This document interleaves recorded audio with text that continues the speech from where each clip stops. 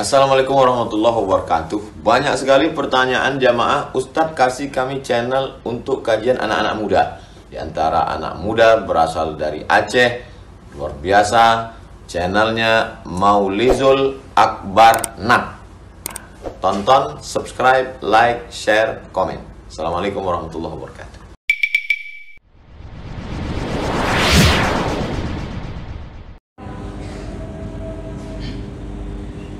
Allahu Akbar,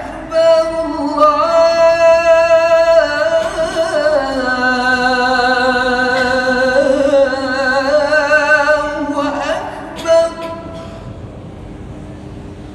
La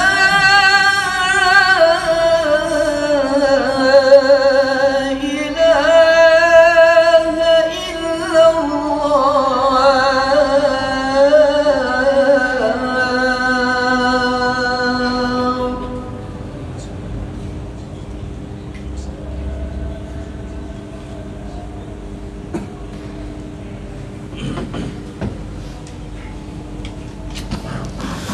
إن الحمد لله نحمده ونستعينه ونستغفره ونتوب إليه ونعوذ بالله من شرور أنفسنا ومن سيئات أعمالنا إنه من يهده الله فلا مضل له ومن يضلل فلن تجد له وليا مرشدا أشهد أن لا إله إلا الله وحده لا شريك له له الملك وله الحمد وهو على كل شيء قدير وأشهد أن محمدا عبده ورسوله اللهم صل وسلم على محمد وعلى آله وصحبه أجمعين أما بعد فيا عباد الله أوصيكم ونفسي بتقوى الله فقد فاز المتقون وقال الله تعالى في القرآن العظيم أعوذ بالله من الشيطان الرجيم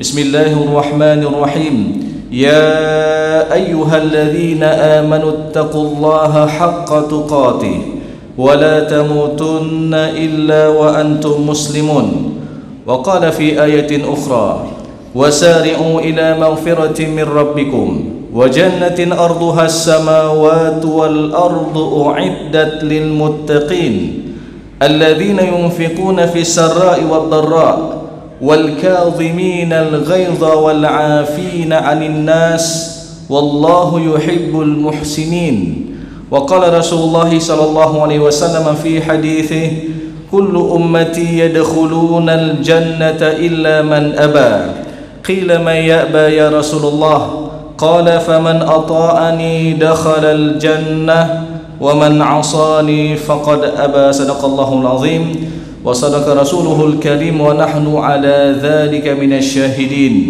Kaum muslimin sidang jamaah Jumat yang dimuliakan oleh Allah Subhanahu wa taala.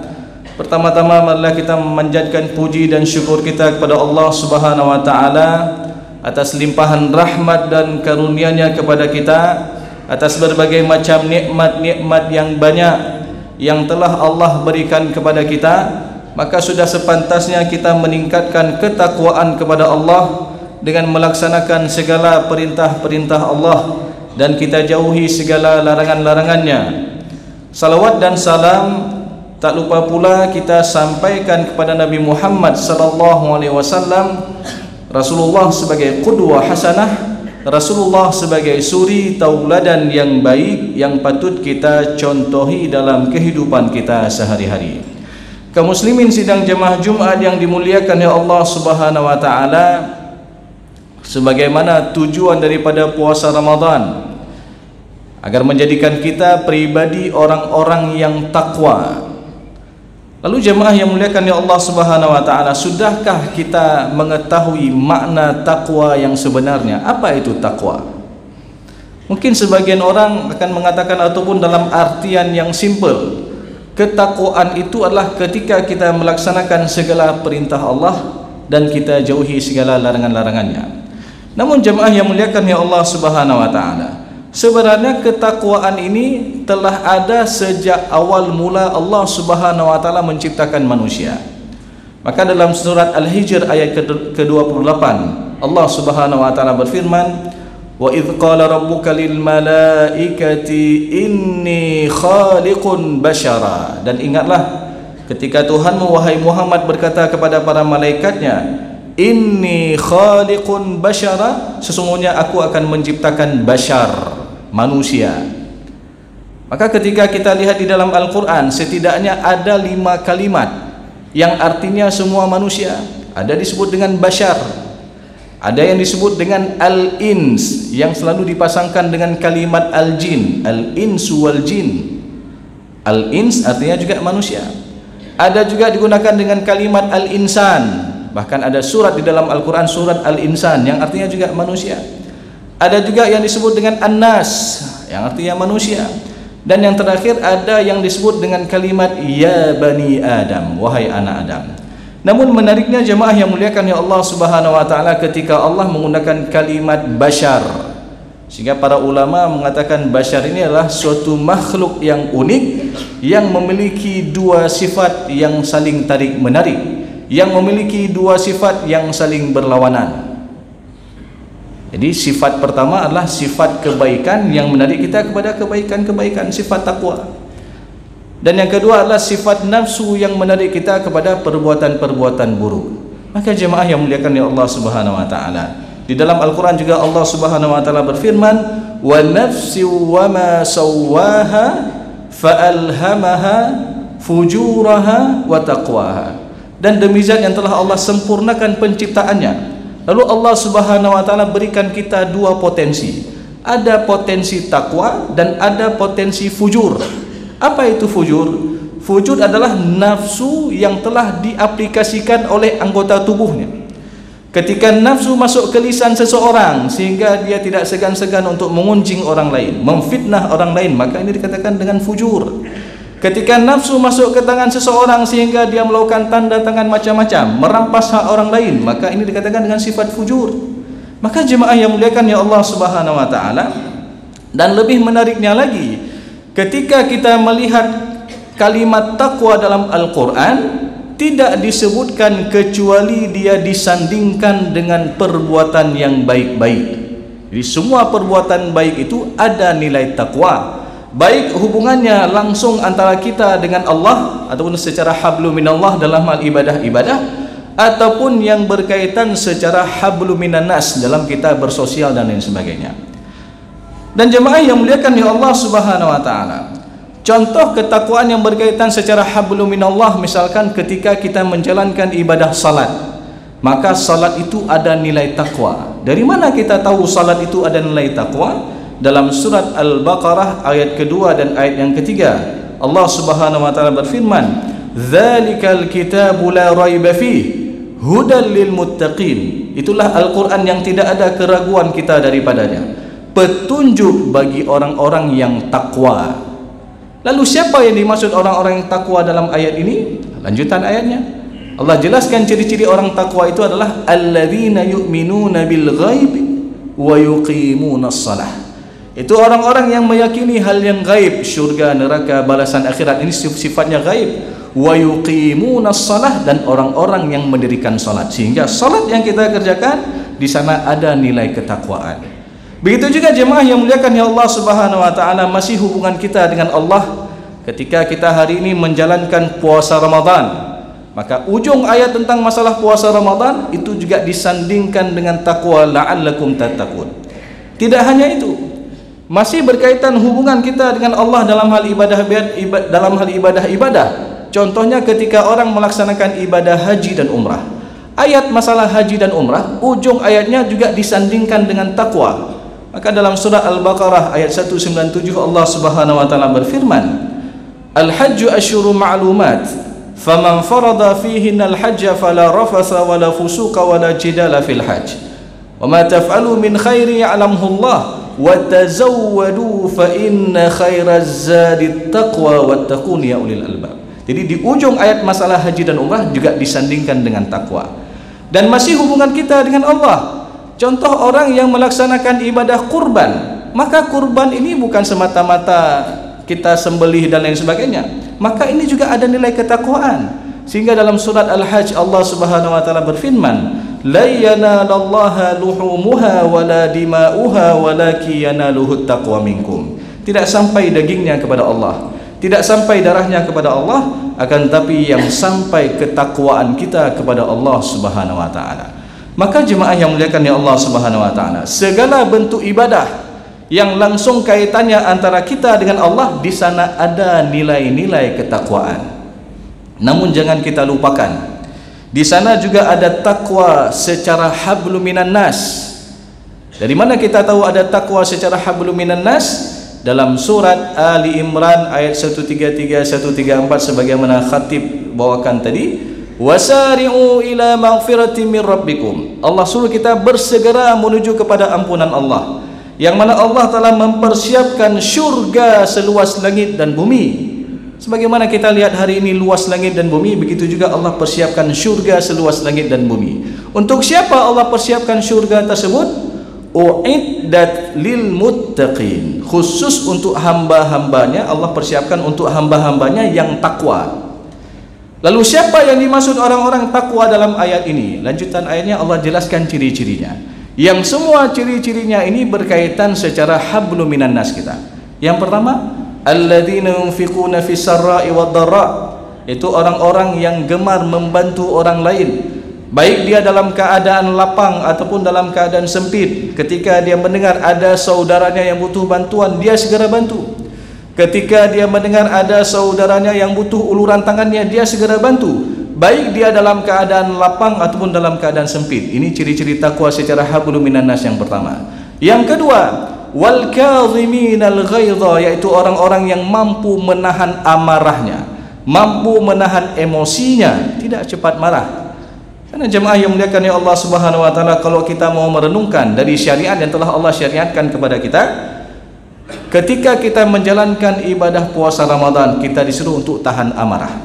Maka dalam hadis Rasulullah sebutkan bahwa ketika ada orang yang mengajakmu bertengkar, maka katakanlah inni shaim, maaf saya sedang berpuasa, saya sedang berpuasa. Maknanya kita disuruh untuk tahan amarah. Ketika orang melaksanakan ibadah haji dan umrah, wala rafatha wala fusuka wala jidala fil hajj, enggak boleh kita berkata kasar, enggak boleh kita berkata kotor, enggak boleh kita bertengkar. Berarti kita disuruh untuk tahan amarah. Ini ciri-ciri takwa secara hablum minan nas. Dan yang terakhir adalah wal afina anin nas, ketika dia mau memaafkan kesalahan orang lain, tidak dendam. Maka jemaah yang muliakan ya Allah Subhanahu wa taala, sifat saling memaafkan ini adalah sifat ciri-ciri takwa secara hablum minan nas.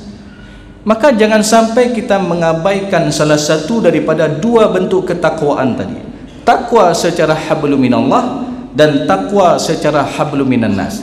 Terkadang kita melihat dalam masyarakat jemaah yang muliakan ya Allah Subhanahu wa taala, ada orang yang baik ataupun dia bagus sekali secara hablum minan nas, suka bantu orang, suka mudahkan urusan orang, tapi secara hablum minallah dia masalah. Salatnya masih bolong-bolong, puasanya masih bolong-bolong, ini masalah. Atau sebaliknya, ada orang yang secara hablum minallah bagus sekali, juruhat orangnya, tapi ketika dilihat secara hablum minan nas, dia bermasalah. Sehingga ini hati-hati. Bahkan Rasulullah SAW pernah menjelaskan dalam hadisnya, di antara ciri-ciri orang-orang yang bangkrut di hari akhir nanti. Siapa itu orang-orang yang bangkrut? Siapa itu orang-orang yang rugi? Maka Rasulullah SAW menjelaskan, al-muflisu min ummati ya'ti yaumal qiyamati bi salatin wa siyamin wa zakah. Orang yang bangkrut dari umatku di hari akhir nanti, mereka banyak bawa pahala salat, mereka banyak bawa pahala puasa, mereka banyak bawa pahala sedekah, zakat dan amal-amal yang lainnya. Pertanyaannya, kenapa dia jadi bangkrut? Padahal hubungannya secara hablum minallah bagus sekali. Lalu ketika dilihat secara hablum minan nas, kata Rasulullah, qad syatama hadza wa qadhafa hadza wa akala mala hadza wa daraba hadza wa safaqa dama hadza. Dia suka buat kezaliman-kezaliman. Setidaknya ada 5 bentuk kezaliman yang Rasulullah sebutkan dalam hadis ini. Yang pertama, banyak orang ataupun orang yang melakukan kezaliman dengan membuat keributan kepada orang lain. Yang kedua, dia suka memfitnah orang lain. Yang ketiga, dia suka memakan hak orang lain ataupun harta orang lain. Yang keempat, dia suka memukul orang lain. Dan yang kelima, dia suka melakukan tumpah darah terhadap orang lain. Maka kalau kita mau perhatikan dan mau kita menghayati jemaah yang muliakan ya Allah Subhanahu wa taala, 5 bentuk kezaliman ini setiap hari ada di sekitar kita lihat. Dan 5 bentuk kezaliman ini juga hampir setiap hari kita lihat di media-media yang kita baca, baik media cetak ataupun di media online. Kasus ribut-ribut, kasus fitnah memfitnah, kasus memakan hak orang lain, mencuri dan lain sebagainya, kasus pukul-pukul dan sampai kasus pembunuhan tumpah darah. Sehingga jemaah yang muliakan ya Allah Subhanahu wa taala, juga tanpa kita sadari, terkadang 5 bentuk kezaliman ini terjadi dalam satu masalah. Masalah apa itu? Yaitu dalam masalah sengketa warisan. Tanpa disadari, 5 bentuk kezaliman ini terjadi. Yang pertama, ribut-ribut antara ahli waris, abang beradik ribut-ribut. Yang kedua, di antara mereka ada saling memfitnah. Abang tuduh adik sudah jual harta peninggalan orang tua. Lalu adiknya mengatakan, bang tunggu dulu bang, waktu kami masih kecil abang sudah jual dulu peninggalan harta orang tua. Ini saling memfitnah. Lalu yang ketiga, ada di antara mereka yang memakan yang bukan haknya dia makan. Berarti dia memakan harta secara batil. Yang keempat, ada yang sampai pukul-pukul gara-gara ribut masalah harta warisan. Dan yang kelima, ada yang sampai tumpah darah, tak parang dan sebagainya. Sehingga di hari akhir nanti apa yang terjadi? Kata Rasulullah SAW, fayu'ta hadza min hasanatihi wa hadza min hasanatihi. Akan diambil pahala-pahala kebaikannya tadi, lalu ditransfer kepada orang-orang yang pernah dia zalimi sesuai dengan kadar kezalimannya. Bahkan Rasulullah menambahkan dalam hadisnya, fa in faniyat hasanatuhu qabla ayyuqda ma alaih. Apabila pahala-pahala kebaikan yang sudah habis, lalu dilihat lagi bahwasanya dia pernah buat zalim kepada orang lain lagi, maka kelak dia akan menanggung dosa orang yang pernah dia zalimi tersebut. Thumma turiha finnar, kemudian dia dicampakkan ke dalam api neraka. Nauzubillahi min zalik. Maka oleh karena itu jemaah yang muliakan ya Allah Subhanahu wa taala, kita jaga 2 jenis ketakwaan tadi. Takwa secara hablum minallah dalam hal ibadah-ibadah kita langsung berkaitan dengan Allah, dan takwa secara hablum minan nas dalam hal muamalah kita sehari-hari, jangan sampai kita menzalimi orang. Dan ingat, wasiat para khatib setiap Jumatnya disampaikan tentang wasiat takwa. Ya ayyuhalladzina amanu ittaqullaha haqqa tuqatih. Wahai orang-orang yang beriman, bertakwalah kalian dengan sebenar-benar takwa. Bagaimana yang dimaksud dengan sebenar-benar takwa itu? Ketika dia mampu menjaga takwa secara hablum minallah dan mampu dia menjaga takwa secara hablum minannas. Dan ingat jemaah yang muliakan ya Allah Subhanahu wa taala, ketakwaan ini juga dikaitkan dengan kematian. Lanjutan ayatnya apa? Wala tamutunna illa wa antum muslimun. Maknanya ketika kita bisa istiqamah dengan ketakwaan ini, insyaallah Allah Subhanahu wa taala akan wafatkan kita dalam keadaan terbaik, dan insyaallah Allah Subhanahu wa taala akan wafatkan kita dalam keadaan husnul khatimah. Amin ya rabbal alamin. Barakallahu li wa lakum fil Qur'anil azim wa nafa'ani wa iyyakum bima fihi minal ayati wadh-dhikril hakim wa taqabbalallahu minna wa minkum tilawatahu innahu huwal ghafurur rahim.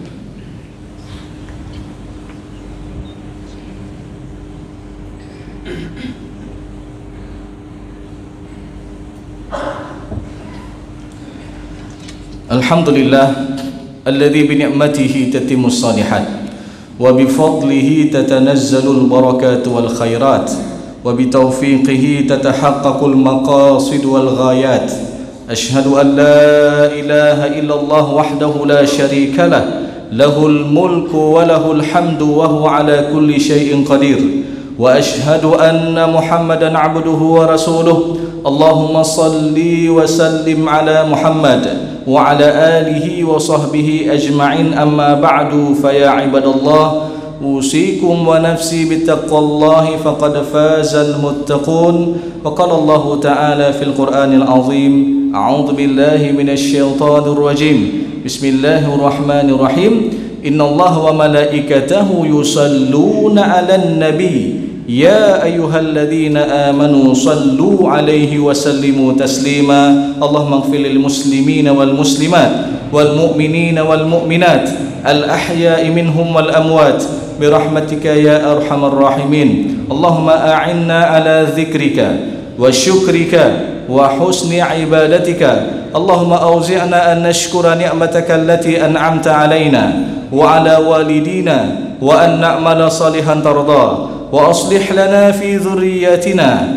إنا تبنا إليك وإنا من المسلمين اللهم آت نفوسنا تقواها اللهم آت نفوسنا تقواها وزكيها أنت خير من زكاها أنت وليها ومولاها اللهم انصر إخواننا المجاهدين والمستضعفين في غزة وفي كل مكان برحمتك يا أرحم الراحمين ربنا آتنا في الدنيا حسنة وفي الآخرة حسنة وقنا عذاب النار عباد الله إن الله يأمر بالعدل والإحسان وإيتاء ذي القربى وينهى عن الفحشاء والمنكر والبغي يعظكم لعلكم تذكرون اذكروا الله واذكركم واعلموا أن الله يعلم ما تصنعون أقيموا الصلاة